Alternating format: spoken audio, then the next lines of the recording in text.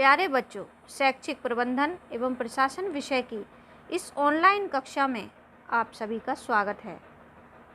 आज हम राष्ट्रीय शैक्षिक योजना एवं प्रशासन विश्वविद्यालय न्यूपा के विषय में विस्तार से अध्ययन करेंगे और इस पाठ को पढ़ने के उपरांत आप न्यूपा की स्थापना के उद्देश्य, उसके विजन, उसके मिशन और उद्देश्यों एवं कार्यों से भली भांति अवगत हो सकेंगे। राष्ट्रीय शैक्षिक योजना एवं प्रशासन विश्वविद्यालय अर्थात NUEPA, national university of educational planning and administration, शैक्षिक योजना और प्रशासन के क्षेत्र में केंद्रीय मानव संसाधन विकास मंत्रालय द्वारा स्थापित भारत ही नहीं वरन दक्षिण एशिया का एक प्रमुख संगठन है जो शैक्षिक योजना और प्रबंधन के क्षेत्र में क्षमता विकास और शोध कार्य में संलग्न है। शैक्षिक योजना और प्रशासन के क्षेत्र में इसके द्वारा किए गए कार्यों को देखते हुए भारत सरकार ने अगस्त 2006 में इसका उन्नयन करते हुए इसे एक मानद विश्वविद्यालय का दर्जा प्रदान किया। न्यूपा का विजन है उन्नतशील ज्ञान के द्वारा ज्ञानवान मानव समाज का विकास करना और इसका मिशन है राष्ट्रीय और वैश्विक संदर्भ के परिप्रेक्ष्य में उन्नत स्तर के शिक्षण, शोध एवं क्षमता विकास को बढ़ावा देते हुए शिक्षा नीति, योजना और प्रबंधन के क्षेत्र में उत्कृष्टता का केंद्र बनना। कहने का तात्पर्य यही है कि जो हमारा न्यूपा है वो राष्ट्रीय शैक्षिक योजना एवं प्रशासन विश्वविद्यालय के रूप में काम करता है। शैक्षिक योजनाओं और प्रशासन के क्षेत्र में काफ़ी उत्कृष्ट इसका योगदान है।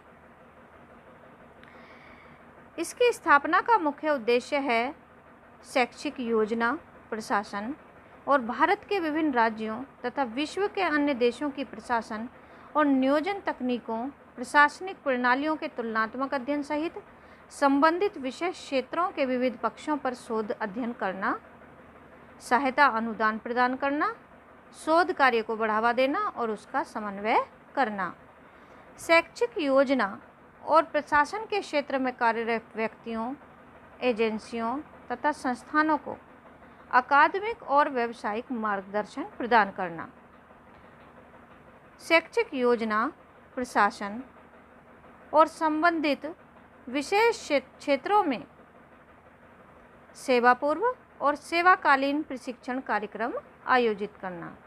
इसके अन्य प्रमुख कार्यों में शैक्षिक योजना और प्रशासन में शोध, प्रशिक्षण और विस्तार सेवाओं तथा अन्य कार्यक्रम, विचारों और सूचनाओं के प्रसार केंद्र के रूप में भी ये कार्य करता है।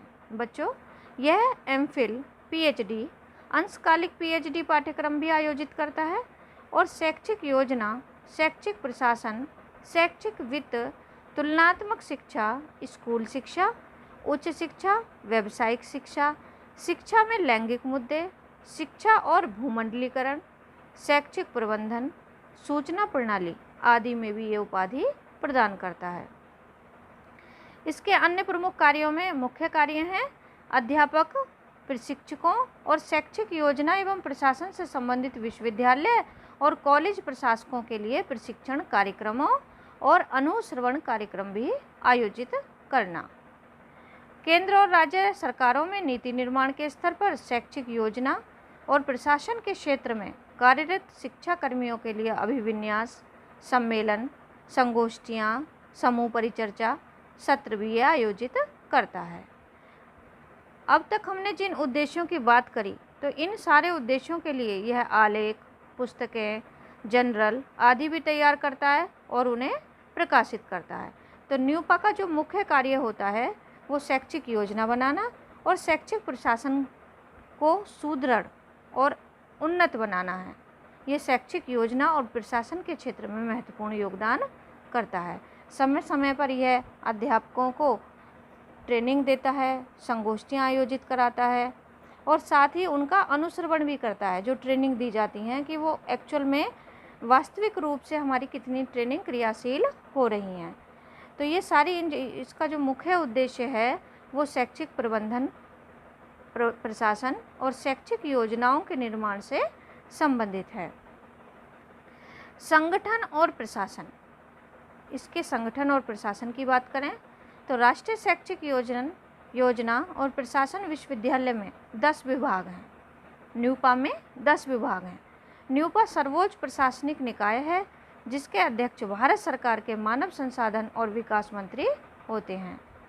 शैक्षिक कार्यक्रमों में जैसे हमने अभी बात की थी कि इसमें एमफिल, पीएचडी, अंशकालिक पीएचडी, शैक्षिक योजना और प्रशासन के क्षेत्र में राष्ट्रीय डिप्लोमा, शैक्षिक योजना और प्रशासन के क्षेत्र में अंतर्राष्ट्रीय डिप्लोमा, ये सारे डिप्लोमा किए जा सकते हैं इसमें। न्यूपा को अखिल भारतीय उच्च शिक्षा सर्वेक्षण का कार्य भी अब सौंपा गया है। इस सर्वे में देश भर के जो सरकारी और निजी उच्च शिक्षा संस्थान हैं उनको सम्मिलित किया जाता है। इस सर्वेक्षण में संस्थान के मूलभूत विवरण जैसे प्रबंधन, संबद्धता की स्थिति, पाठ्यक्रम आदि से संबंधित आंकड़े भी एकत्र किए जाते हैं। नामांकन और संकाय से संबंधित आंकड़े, व्यापक विषय, लैंगिक और सामाजिक वर्ग, ये आदि के अनुसार इसमें आंकड़े इकट्ठे किए जाते हैं।